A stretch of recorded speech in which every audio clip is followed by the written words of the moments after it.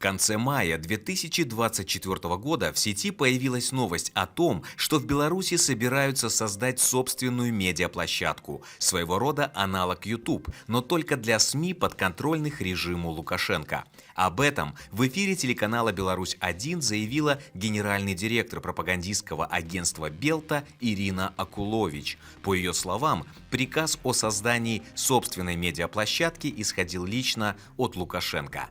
В конце 2023 года киберпартизаны проникли во внутреннюю сеть Белты, благодаря чему в наших руках оказались внутренние документы, проливающие свет на первые этапы проекта. Как пропагандисты собирались обходить блокировки своих видео за недостоверную информацию и пропаганду насилия?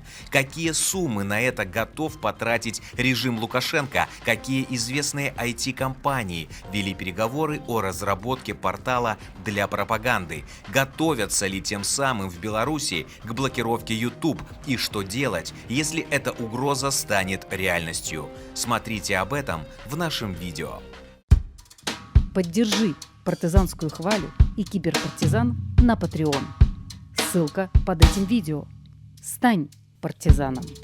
Информационное агентство «Белта» по приказу Лукашенко занялось проектом белорусского видеосервиса с начала 2023 года.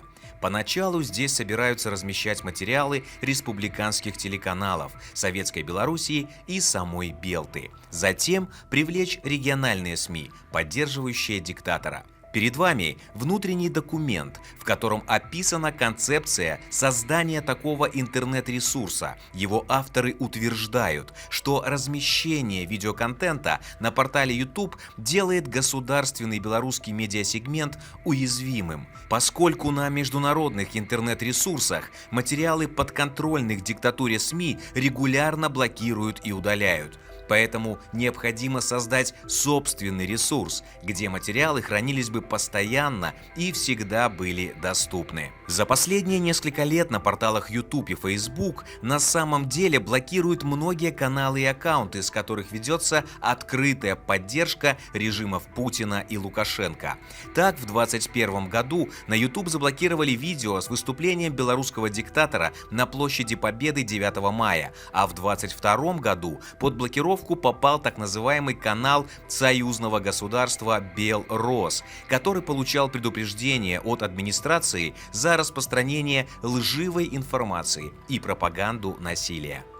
На собственном медиапортале диктатора, разумеется, такой модерации не будет. Согласно разработанной концепции, что и когда публиковать, решают сами сотрудники Белта, а представителям телеканалов остается только согласовывать планы с ними. Что касается популярности портала, на котором будут все основные государственные медиа, то в первый год рассчитывают максимум на 3000 посетителей одновременно, а на второй год предполагают не больше 20 тысяч одновременных подключений и до 50 тысяч во время общественно значимых событий. Как мы узнали из рабочих переписок сотрудников Белты, на первых этапах обсуждения проекта предлагалось название государственного видеохостинга на белорусском языке.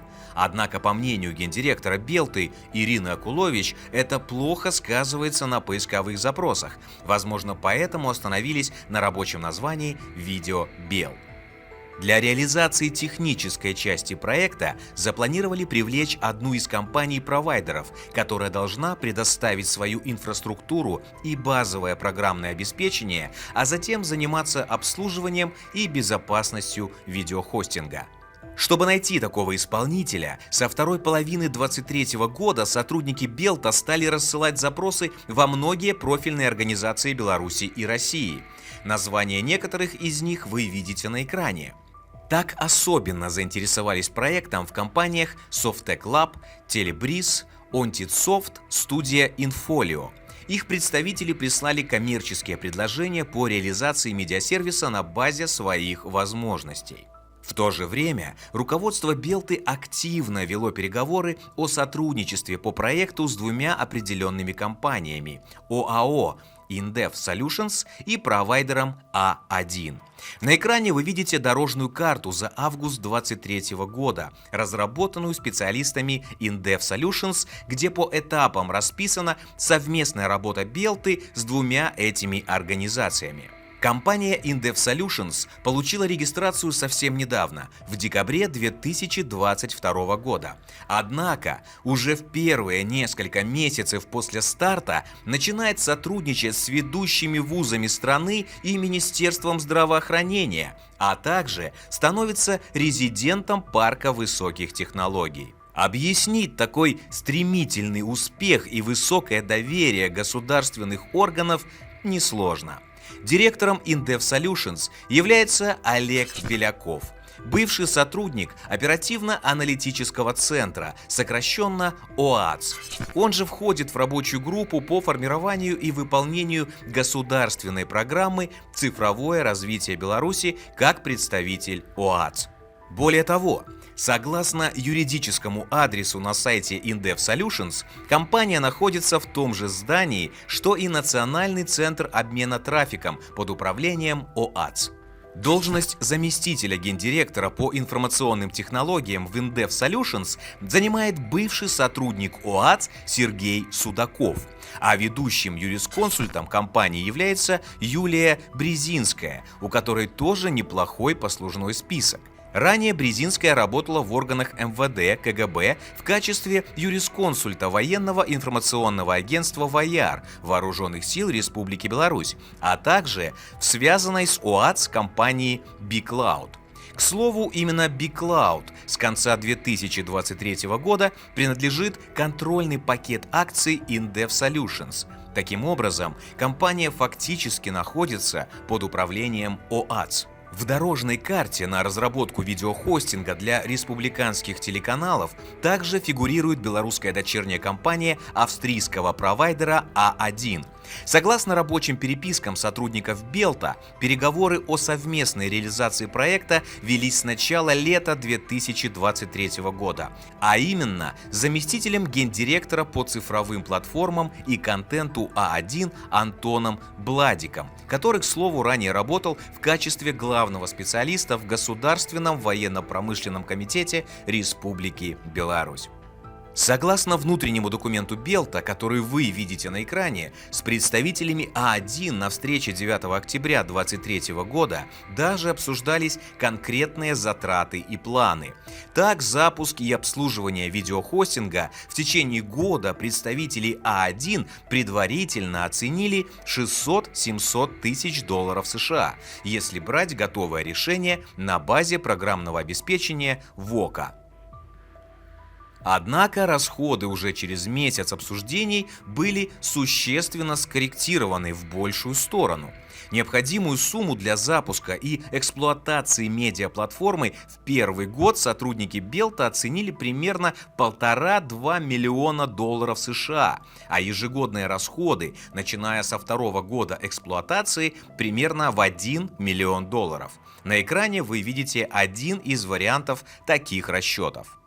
Тогда же, в ноябре 2023 года, переговоры с А1 о создании белорусского видеосервиса велись настолько плотно, что напрямую обсуждался обход открытых конкурсных процедур. На экране вы видите пересказ переговоров с А1 в рабочем чате сотрудников Белта. Согласно этому сообщению, обе стороны недовольны, что выиграть открытый конкурс и получить госзаказ формально может любой участник.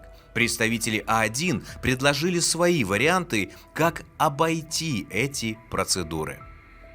Судя по данным сайта государственных закупок, в феврале и марте 2024 года агентство Белта все-таки попыталось провести открытые конкурсы на услугу по предоставлению сервиса видеовещания.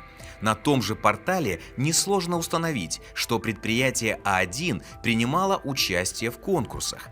Конкуренцию известному провайдеру составила ООО «Медиатек», чью заявку комиссия по закупке отклонила. Поскольку летом этого года гендиректор Белты Ирина Акулович уверенно пообещала, что государственный видеопортал заработает уже с конца августа, можем предположить, что исполнителя для проекта все-таки нашли.